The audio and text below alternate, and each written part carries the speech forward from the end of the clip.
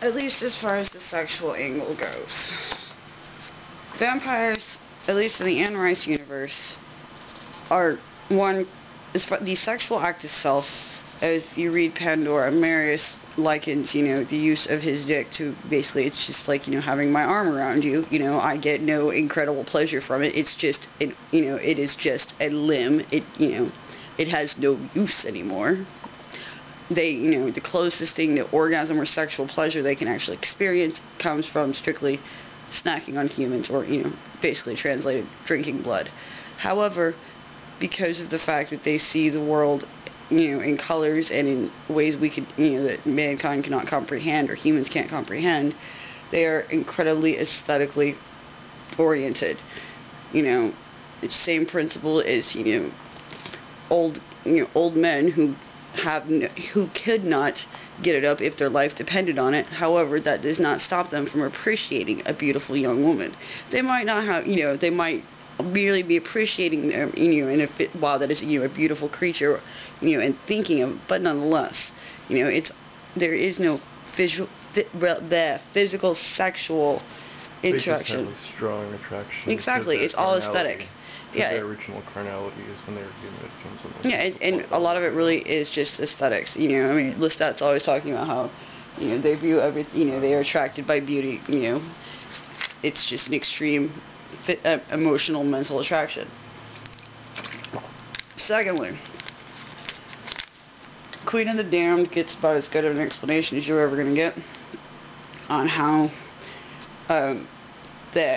all this shit started. From what I understand of it, I'm trying to remember exactly. I could go ahead and get it, but I don't feel like getting off my ass. Anyway, way back in the day, in ancient Egypt, obviously, since from the time of the beginning, since there have been people, there have been invisible spirits, pretty much immortal, and at least during these times, people were still talking to them. Witches were still considered, wise women of the community, etc. Anyway, in the Kingdom of Egypt, new queen comes to Egypt. She's, basically starts shit with the next kingdom. She wants to see the cool witches from over there. They don't want to have to go. During this time, the twin sisters, they explain, most of the spirits that they encounter are nice. They're good, happy, friendly. They basically have very simple division, good and bad. There was a few that were bad, that basically, they would not answer questions that were put to them. They just wanted, fuck with people's heads. They were the ones that, we know today as poltergeists.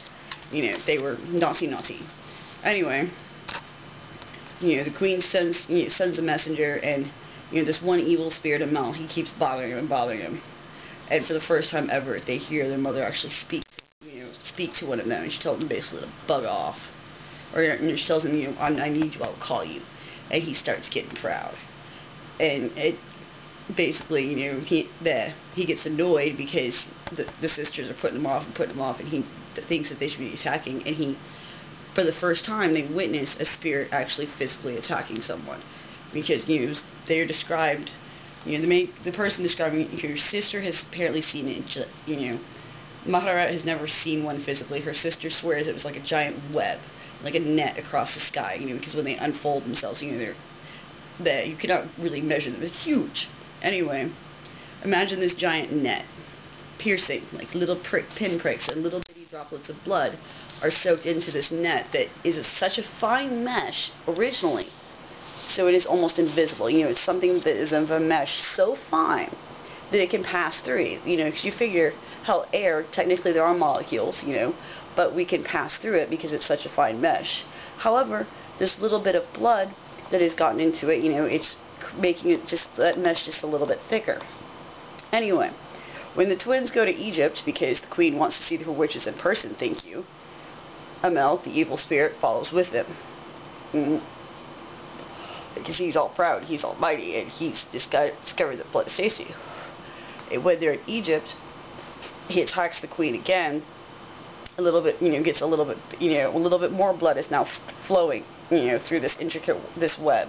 He's starting to actually have, some kind of more of a physical substance. Anyway, I know I'm rambling, but the king and queen are both basically, shit goes down. Now Mel started a bunch of shit. They're, oh no, we're going to go into the house of our steward. We're going to spend the night there. We're going to make these spirits leave. Because, there's a plot amongst the priests who've decided that, hey, here's a perfect opportunity to off these fuckers. Because, hell, we'll just blame it on the spirits. So they come in, stab both of them. The king is dead. He's bled to death. The queen, multiple knife wounds, blood gushing out, but hanging by a thread onto life. And from her description, it's, she's lying there, she can see her soul separating and like flying, starting to float upward. And above it is this red web, like, a net. That net being the spirit, Amel, who, as I said, as he's absorbed more blood, he's gotten to be, actually has some substance. And as her soul is trying to rise, this spirit is, this net is coming back down on top of it. And for the way it's described is he's trying to, suck all the blood up because he got entangled, since he actually has substance now, with her soul. They both got sucked back into her body at the same time. And were basically, melded together. It's like, these two substances joined and mutated each other. Thusly, the spirit,